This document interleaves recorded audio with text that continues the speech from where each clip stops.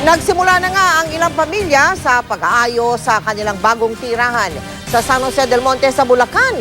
Masaya naman daw sila, pero may reklamo pa rin ang ilan. Inirarasyon daw ang supply ng kuryente at hirap daw sila sa tubig. Mula sa Bulacan, nakatutok live si Steve Dailisan. Steve! Mel, dito tayo ngayon sa labas ng bahay ng pamilya Diaz. Magkakatabi actually, Mel, yung mga bahay ng kanyang mga anak dito. 4 yon na sabay-sabay silang lumipat ngayong araw. Alam mo, Mel, ito 40 square meters yung lot area, habang 22 square meters naman yung kanilang floor area. Pwede pa nilang pagandahin. Isa lamang yung pamilya Diaz, Mel, sa 80 pamilya na piniling magpa-relocate at mapabilang sa first batch ngayong araw. Narito po ang aking report. Sa loob ng halos 4 na dekada, sa tabi ng San Juan River na nirahan si Mang Anacleto at kanyang pamilya. Pero ito na ang kanyang huling sulyap sa ilog. Lilisanin na kasi nila ang lugar ngayong araw. Ilang bahan na, 3 bahan na kami rito na halos dikit dito ang tubig. Lumilipat lang kami sa barangay, isa dito sa kumari ko dahil medyo mataas ang kanilang bahay. Sino mamimiss nyo dito? Siyempre, mga kapitbahay ko, lalo yung kumari ko, halos yan ang aking sandalan pag wala ko. Abala ang buong pamilya ni Mang Anacleto. Ang kanyang misis, inasikaso mga kailangan dokumento sa paglipat. Naghakot naman ng mga gamit ang kanilang mga anak. Matapos ang halos 1.5 oras na biyahe. Yan ang pinakamimit-himit naming susi. Nagkaroon kami ng sariling bahay. Sa tuwa, parang naluluha ako sa maiyak ako. Sa katuwaan na nabigyan kami ng tulong na ganito. Ako, ilang siguro, sabihin natin mga ilang taon na lang ko, baka nasa lupa na rin ako. Pero naman, yung mga anak ko meron ng sarili. Yun ang kasiyahan ko.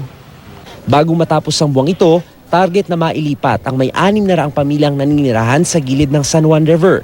Pabaon sa kanilang paglipat ang 18,000 pesos na panimula nila sa bagong bahay at buhay. Kung paano nila gagamitin yon, nasa sa kanila yon. May laya silang gamitin yon, pero papayuhan po namin para nang sa ganon magamit nila talaga sa bagong buhay nila. Nasa mapangambang lugar sila dati. Dapat dito ay nasa ligtas sila at maayos at mabuting pamamahay. Napakaraming mga pagawaan, mga pabrika na lumilipat dito sa Bulacan.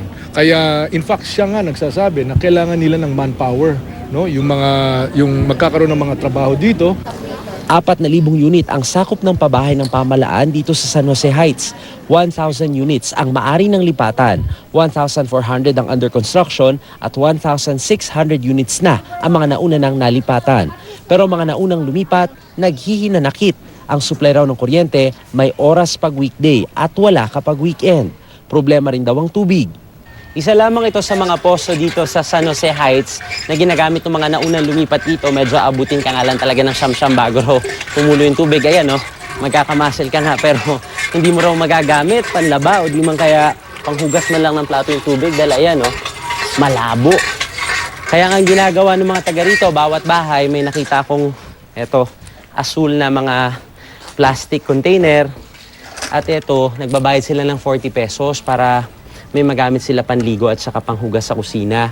Ang kaso, yung iba kapag wala ng pera, nagtsatsaga na lang daw, nag-aantay ng ulan para kahit papaano may magamit sila at makatipid din. Inirereklamo naman ng ilan ang mga bitak sa istruktura. Isang lindol lang yan pag gumanan, natumba isang bahay, tutumba lahat yan. Oh. Ano ba sila? Ang binabanggit ho nila, sa palitada lang daw po. Oh no, tingnan mo. Yun, palitada yan. Kahit hindi ako engineer, alam ko naman yun, no? Sinabi ng ating engineer, sinabi rin yung ating architect, hindi ho ma-epektuhan yung structural integrity po nitong ating mga unit. Ito mga bitak na to, siguro ho sa pagpapalitada lang yan. No? But nonetheless, ang pangako ho natin dun sa ating nakatira dito, i-repair ho natin at titingnan natin mabuti. No? Alam mo Mel, meron naman silang lababo, meron din silang palikuran dito pero problema lang talaga yung tubig. Meron silang common area na iniigiban dito. Ang kaso medyo mahaba yung pila. Para sa mga gaya ng pamilya Diaz, maswerte sila kasi tuloy-tuloy na yung supply nila ng kuryente. Pero para dun sa mga naunang lumipat dito, yung nasa unang phase, nag-aantay sila ng rotation ng ilaw. Ang sabi ng National Housing Authority ay mag-aantay pa raw ng hanggang 1 buwan bago tuluyang makumpleto yung linya ng kanilang tubig at yung kanilang linya ng kuryente dito. Sa mga sandaling ito, Mel, tuloy-tuloy pa rin yung nakikita natin pagdating ng mga lumikas o yung nagpa-relocate galing San Juan at patuloy pa rin naman silang pinoproseso ng mga ahensya ng gobyerno na nasa labas, Mel. Maraming salamat sa iyo, Steve Dailisan.